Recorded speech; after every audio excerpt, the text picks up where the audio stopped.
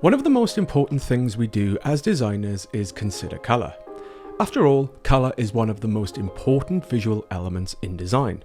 It can emphasise, evoke emotion, create impact, and define a specific look and feel. Like in any creative discipline, a common struggle we can face as designers is coming up with ideas, and sometimes it can be overwhelming and hard to get inspired and find direction. When applying colour to a logo design, I always try to make meaningful and relevant decisions, so my design is not arbitrary or subjective. Having good reasons for your design decisions, backed up by relevant research, will drastically enhance your creative outcome. If you can add substance, this will make your design more appropriate. Over the past few episodes, I have demonstrated how I took my scamp designs and developed them into finished artwork in Illustrator. In the last episode, I decided on a specific logo for one of my creative roots. Now, up to this point in the design process for my logo design, I have only been thinking in black and white to focus on the idea of the logo and the form factor. Once I feel this is in a really strong place, only then do I start thinking about color, and I do this for a good reason. By this point, all the details will have been worked out, and my black and white logo design should embody some of the specific qualities to represent a company, business, or product. All that's left to do is select a color, and my logo design will be complete and ready to present to the client.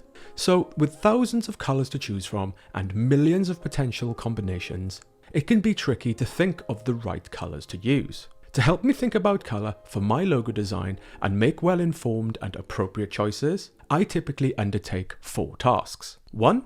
Consider color. 2. Sample color. 3.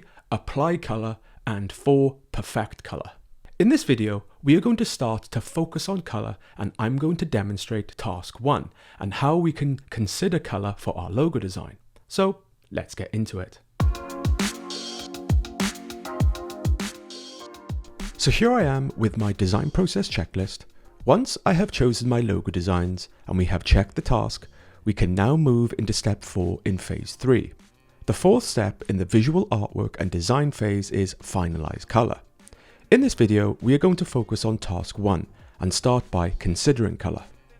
So to kick things off and get a good idea of what direction I should take for my color options, I find it helps to consider 3 things. 1. Obvious ideas. 2. Context, audience, and strategy. And 3. How should color feel? Thinking of these 3 factors helps me narrow down my thinking and give me very clear direction to base my color choices on. And to do this, I use a pre-designed Illustrator document. So here I am in Illustrator, and here I have a document that helps me streamline my thoughts and consider color for a particular route. Now, as mentioned earlier on in the course, when designing a logo, I may develop up to 3 specific routes. So I may do this 3 separate times for a particular route, as each route will have its own unique approach, which may result in different color ideas. This document here is for one of 3 creative routes I wanted to base my logo design on. This one is for route 1, loving it, which is based on a celebration of one of the strongest emotions of euphoria, love. Euphoria is a place where people experience love for dance music, live music, pumping beats, shared experience, and community. In this video, I'll just be showcasing how I consider color for this route in particular. So if you want to take a closer look at this document, you can find it in the course folder. The course folder comes with my complete logo design solution I will be demonstrating on this course, including all my design example files and documents at each step to aid your learning experience.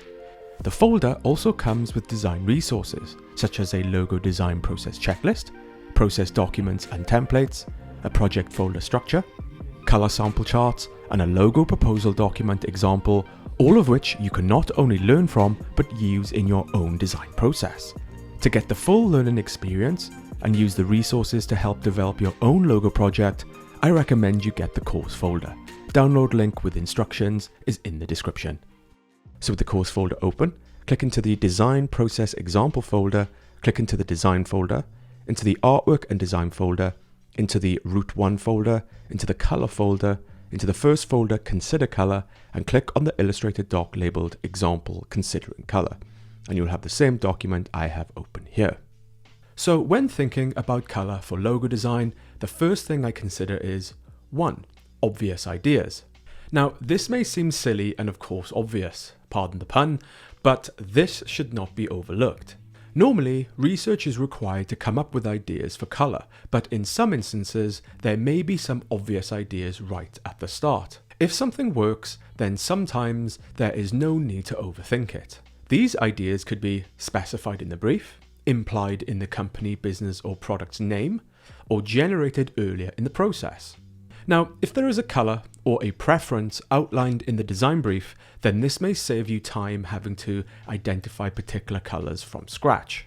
Looking at the design brief for my project, in this instance, my brief is quite open and does not specify any particular color requirement or preference. So in my illustrated document, I'll fill in my criteria here.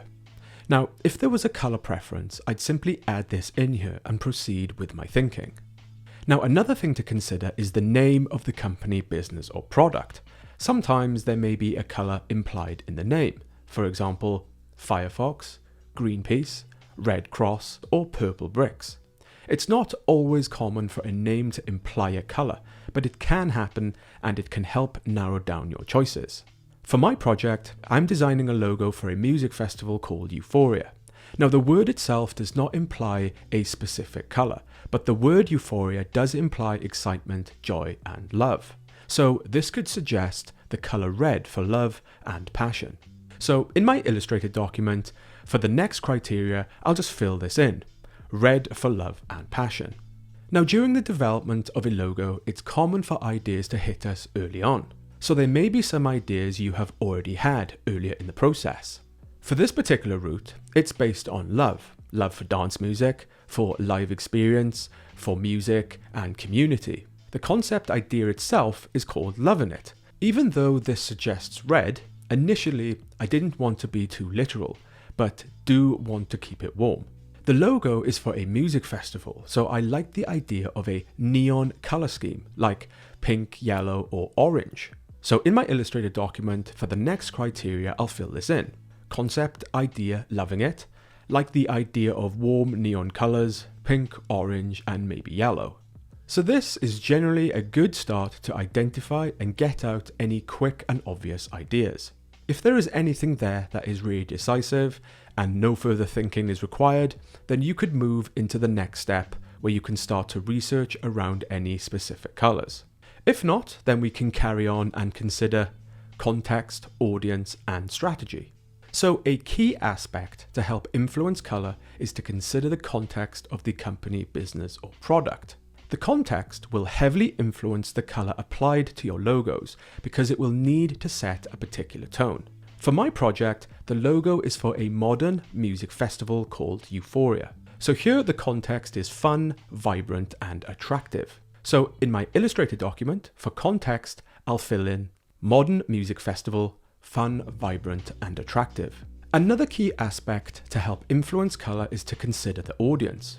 Now, audience is one of the more crucial factors because after all, it will ultimately have to appeal and reflect on the people the company, business, or product wants to attract. For my project, the audience will be those who love dance music. So here I feel the colors will need to be dynamic, optimistic, bright, exciting, and energetic. So in my illustrated document, for audience, I'll fill in dynamic, optimistic, bright, exciting, and energetic. Now, another key aspect to help influence color is to consider strategy. Now, this may be stated in the brief, or maybe an idea you have and want to incorporate into the design. For my project, the logo is for a music festival, which will be based in 4 separate locations. So I'm thinking perhaps there could be a color for each location. Now, this may result in one master logo and 4 separate colorways for each location. So in my illustrated document for strategy, I'll fill in maybe one master logo color and 4 separate colorways for each location. So once we have thought about any previous ideas, the context and the audience, and considered strategy, this should start to reveal some specific criteria we can work with. So next we can consider how should the color feel. So this is a small exercise to write down some key words to describe how the color should feel for your design. Now, from the previous steps, we have already identified some very specific qualities which we can add in here. Also, if you need some additional words, it can help to reflect back on the qualities identified earlier in the discovery and brainstorming phase. So in my illustrated doc, on the last page, how it should feel, I'll add in some of the words from my previous steps. Here we have fun, vibrant, bright, joyful, dynamic, optimistic, passionate, exciting, energetic, and neon. Now, if you don't have that many, you can also refer back to the brainstorming phase we did earlier on in the process, where we identified initial qualities. From my brainstorming doc, from the qualities, I'll take electronic, and from design traits, I'll take high contrast, and I'll pop them into my sheet to complete my page. So by working through my thought process, I now have a more clear idea and a very specific set of criteria to base my colors on. In this video, I demonstrated how I worked through the process for my specific design. Now, you are welcome to follow along with my example, but if you're following along with your own design, I would recommend you consider the same criteria for your design and list how the color for your design should feel. Feel free to get the blank document which you can use in the project folder. With your project folder open, click into the design folder, into the artwork and design folder, into your root folder, into the color folder, into the consider color folder, and click on the illustrated doc labeled template considering color. And you will have the same document I have open here. So if you're following along with your own design idea, take a pause and carry out your process. Before moving on, undertake the same process I have just demonstrated, but come up with your own criteria. Remember, you will be able to use these choices next when we come to research specific colors for our design. So that is a method I use when it comes to considering color for my logo design. Once I have my criteria, I can then move on to the next task where I will start to research and sample specific colors for my logo design. In the next video, we are going to continue to think about color, and I'm going to demonstrate task 2, how we can research, sample, and pick color for our logo design. So see you in the next video.